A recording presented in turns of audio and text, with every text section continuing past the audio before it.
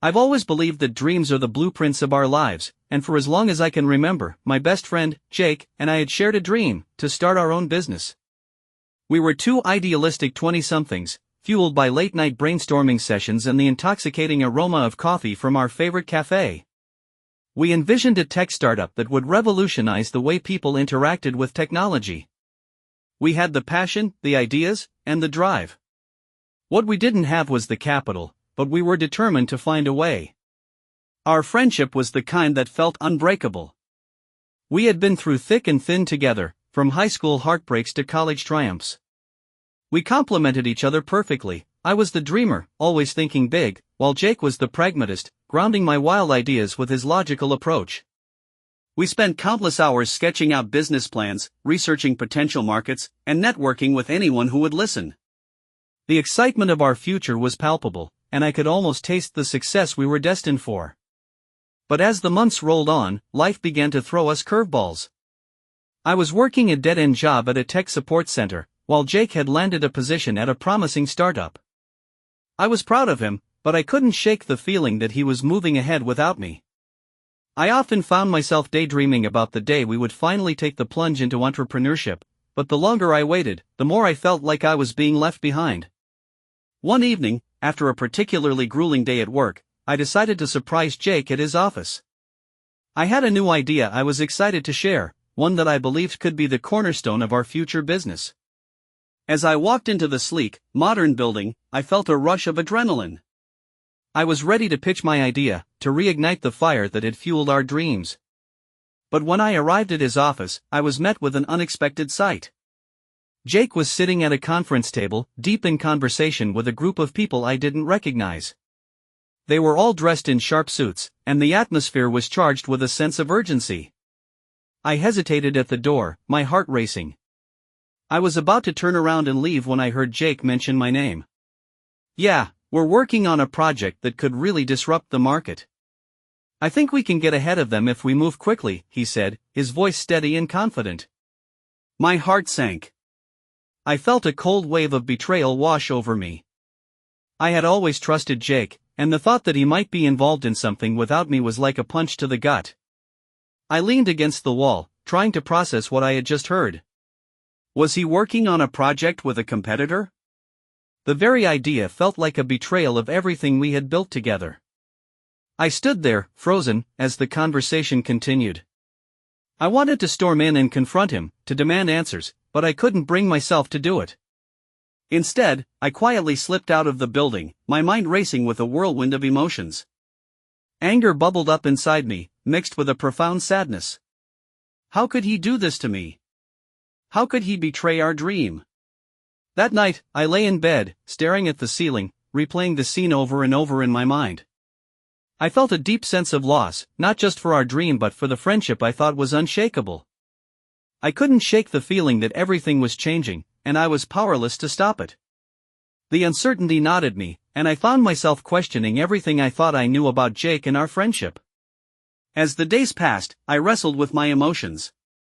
I wanted to confront him, to demand an explanation, but I was also terrified of what I might find out. What if he had been planning this all along?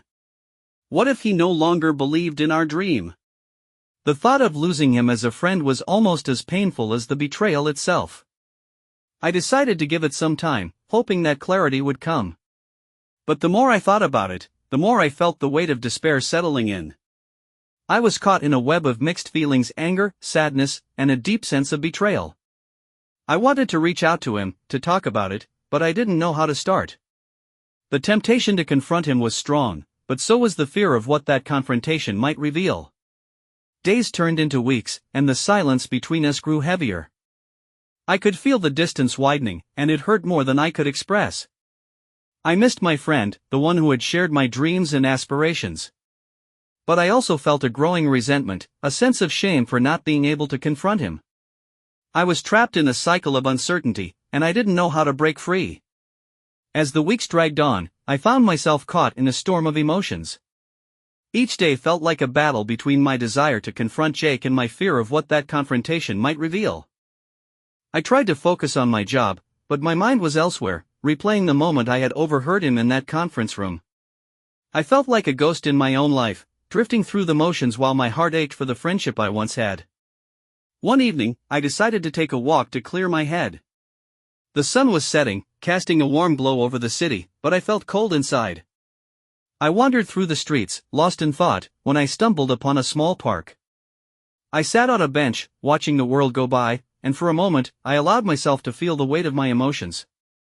The laughter of children playing nearby reminded me of simpler times, of the carefree days when Jake and I would dream about our future without a care in the world. But those days felt like a distant memory now. I pulled out my phone, scrolling through our old messages, reminiscing about the plans we had made. I could see the excitement in our conversations, the shared dreams that had once felt so tangible. But now, all I could feel was the chasm that had opened between us. I missed him, but I was also angry. How could he have kept this from me? How could he have chosen to work with someone else instead of pursuing our dream together? As I sat there, I felt a surge of determination. I couldn't let this go on any longer. I needed to confront him, to find out the truth. I took a deep breath, steeling myself for what was to come. I texted Jake, asking if we could meet. My heart raced as I hit send, a mix of hope and dread swirling within me. Would he be willing to talk? Would he even want to see me after everything that had happened? To my surprise, he responded almost immediately, suggesting we meet at our favorite cafe. I felt a flicker of hope, but it was quickly overshadowed by anxiety. What would I say? How could I express the whirlwind of emotions that had consumed me? I spent the next few hours pacing my apartment, rehearsing what I would say, but no words felt adequate. When the time came, I arrived at the cafe, my heart pounding in my chest. The familiar scent of coffee and pastries filled the air, but it did little to calm my nerves.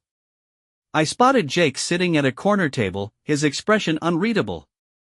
He looked up as I approached, and for a moment, we simply stared at each other, the weight of unspoken words hanging heavily between us. "Hey," I said, forcing a smile that felt more like a grimace. "Hey," he replied, his voice low. There was an awkwardness in the air, a tension that felt almost palpable. I sat down, my hands trembling slightly as I wrapped them around my coffee cup. We exchanged small talk, but it felt hollow. I could sense the distance between us, the unbridgeable gap that had formed since that fateful day. Finally, I took a deep breath, my heart racing as I prepared to dive into the conversation I had been dreading. "Jake, I need to talk to you about something," I said, my voice steady despite the turmoil inside me. "I overheard you at the office a few weeks ago." His expression shifted, a flicker of surprise crossing his face. "You did?" "Yeah," I continued, my heart pounding. "You were talking about a project with some people. It sounded like you were working with a competitor." He looked down, his hands fidgeting with the edge of the table. I didn't want you to find out this way." "Then why didn't you tell me?" I asked, my voice rising slightly. "We've been planning this together for so long, and now you're just off doing something else?" "I didn't mean for it to happen like this," he said, his voice barely above a whisper. "I got this opportunity, and it felt like the right move for my career." "I thought you'd understand." "Understand?" I echoed, my anger bubbling to the surface. "How could I understand? You're working with someone else while we've been dreaming about this together. It feels like a betrayal, Jake." He looked up, his eyes filled with a mix of regret and frustration. "I never meant to hurt you. I thought I could do both, work on this project and still keep our dream alive. But it's complicated." "Complicated?" I scoffed, my heart racing. "You're choosing to work with them instead of us.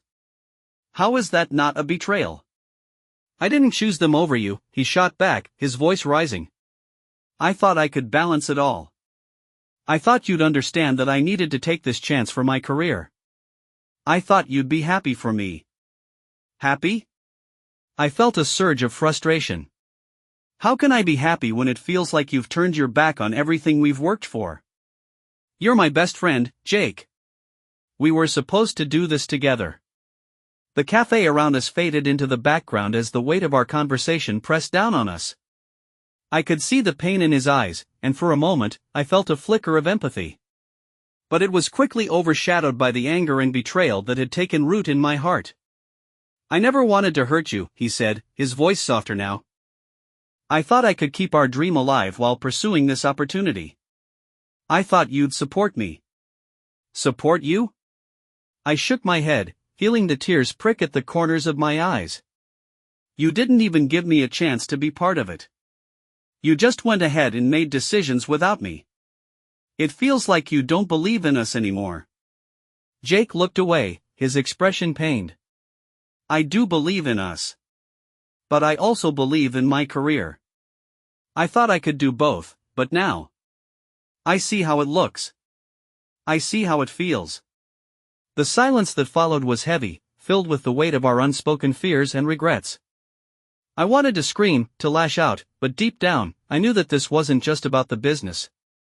It was about our friendship, the bond we had built over years of shared dreams and aspirations. I don't know if I can trust you anymore, I finally said, my voice trembling. You've kept this from me, and it feels like you've been living a lie. I wasn't trying to lie to you, he replied, his voice thick with emotion. I was trying to protect you. I thought if I could make this work, we could still have our dream. I thought I could bring you in once I had something solid to show. Solid? I scoffed, my heart aching. You think I'd want to join you after you've already made deals with them? After you've already chosen them over me? I didn't choose them over you, he insisted, his voice rising again. I thought I could do both.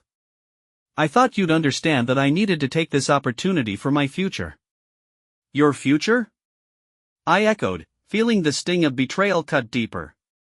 What about our future? What about the dreams we shared?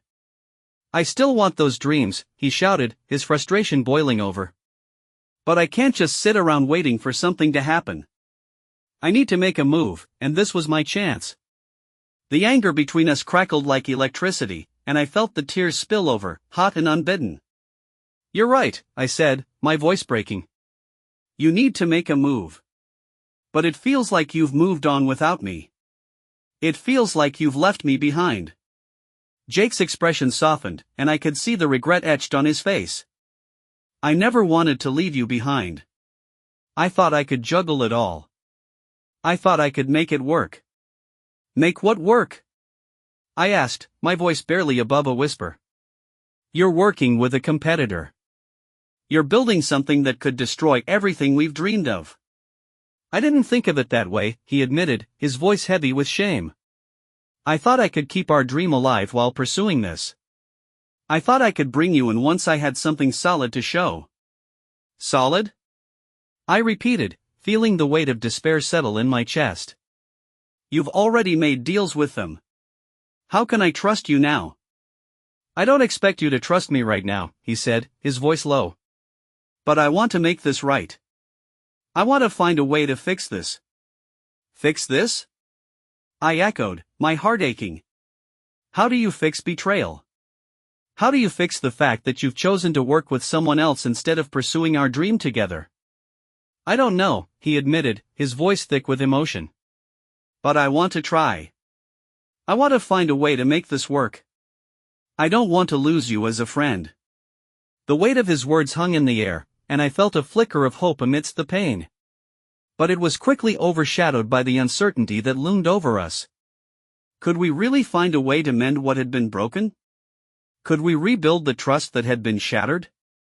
I don't know if I can forgive you right now, I said, my voice trembling. I don't know if I can trust you again. I understand, he replied, his voice heavy with regret. But I want to try. I want to make this right, even if it takes time. I don't want to lose you, not like this. His words hung in the air, a fragile thread of hope amidst the wreckage of our friendship. I wanted to believe him, to trust that he could find a way to make amends, but the pain of betrayal was still fresh, and the uncertainty of our future loomed large. I felt like I was standing on the edge of a precipice, teetering between the desire to forgive and the fear of being hurt again. I need time, I finally said, my voice barely above a whisper. I can't just jump back into this. I need to think about what this means for us, for our friendship, and for our dreams. I get it, Jake replied, his expression softening. Take all the time you need. I'll be here, waiting. I just hope that one day, you can see that I never meant to hurt you. As I left the cafe, I felt a mix of emotions swirling within me. The conversation had been cathartic, but it had also opened up wounds that I wasn't sure could heal. I walked home, the city lights twinkling around me, but I felt lost in a fog of uncertainty. Could I really forgive him? Could we rebuild what had been broken? Over the next few days, I found myself in a state of limbo. I went through the motions of my daily life, but my mind was consumed with thoughts of Jake and the betrayal I had felt. I replayed our conversation over and over, trying to make sense of it all.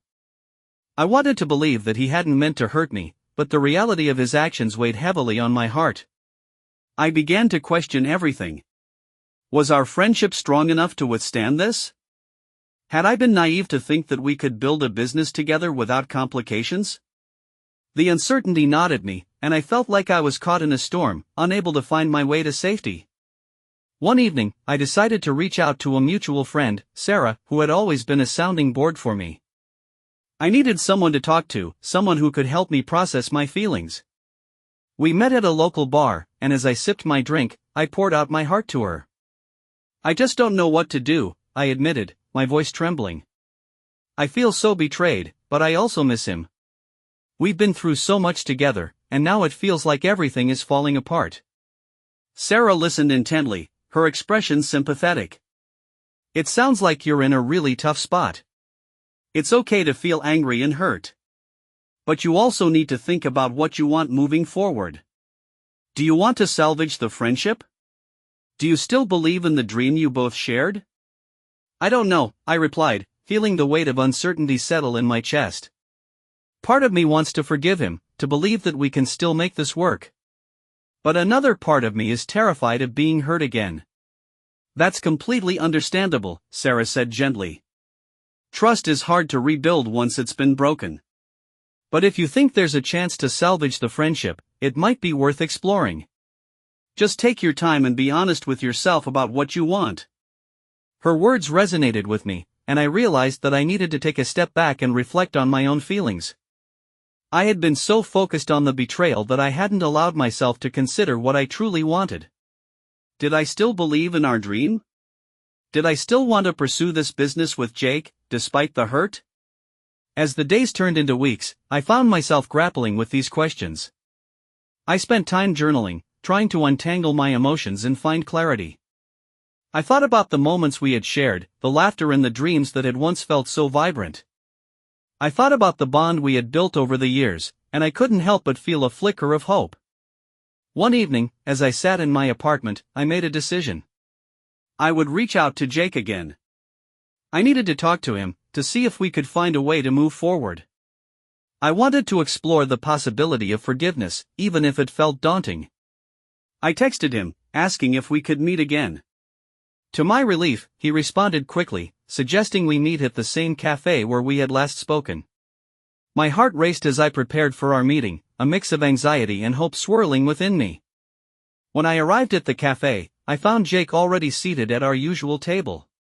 He looked up as I approached, and I could see the tension in his shoulders. We exchanged tentative smiles, and I felt a rush of emotions, nostalgia, sadness, and a glimmer of hope. Thanks for meeting me, I said, taking a seat across from him. Of course, Jake replied, his voice steady but tinged with uncertainty. I'd been hoping we could talk. I took a deep breath, feeling the weight of the moment settle over us. I've had some time to think, I began, my heart racing. About everything that happened, about us. He nodded, his expression earnest. I've been doing a lot of thinking too. I know I messed up, and I'm really sorry for how I handled things. I never wanted to hurt you or jeopardize our friendship.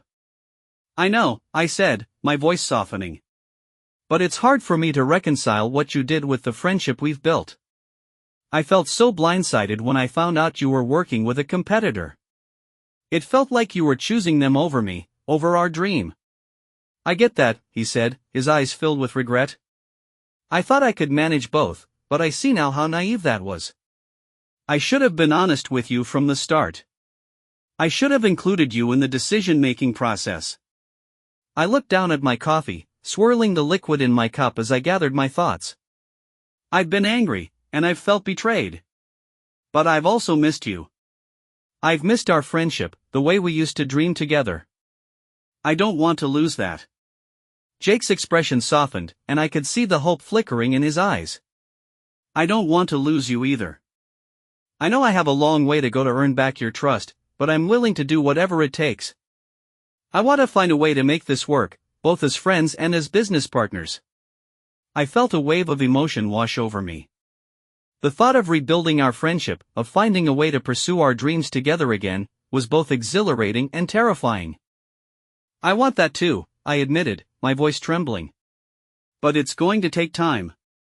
I need to know that you're committed to our dream, not just to this new opportunity. I am, he said, his voice earnest. I've realized that our dream is what truly matters to me. I got caught up in the excitement of this new project, but I see now that it's not worth sacrificing our friendship. I want to build something with you, not against you. As we talked, I felt the walls I had built around my heart begin to crumble. The anger and hurt were still there, but they were slowly being replaced by a sense of understanding. We were both flawed, both human, and we had made mistakes. But the bond we shared was worth fighting for. I think we need to set some boundaries, I said, my voice steady. If we're going to work together, we need to be open and honest with each other. No more secrets. We need to communicate, especially when it comes to our business decisions. Absolutely, Jake agreed, his expression serious. I promise to be transparent from now on. I want us to be partners in every sense of the word. We spent the next hour discussing our dreams, our goals, and how we could move forward together. It felt like a weight had been lifted, and I could see the spark of our shared vision reigniting. We talked about the lessons we had learned from this experience and how we could use them to strengthen our partnership. As we wrapped up our conversation, I felt a sense of hope blossoming within me. It wouldn't be easy, and there would be challenges ahead, but I believed we could rebuild our friendship and our dream. I could see the determination in Jake's eyes, and it mirrored my own. Thank you for being willing to talk, I said, my voice sincere. I know this isn't going to be easy, but I'm willing to try. I want to believe in us again. Me too, he replied, a smile breaking through the tension. I'm grateful for the chance to make this right. I won't take it for granted again. As we left the cafe, I felt a renewed sense of purpose. The road ahead would be filled with uncertainty, but I was ready to face it with Jake by my side. We had both learned valuable lessons about trust, communication, and the importance of friendship. In the weeks that followed, we worked diligently to rebuild our partnership. We set clear goals, established open lines of communication, and made a pact to always prioritize our friendship above all else. It wasn't always easy, and there were moments of doubt, but we faced them together, determined to overcome the obstacles in our path.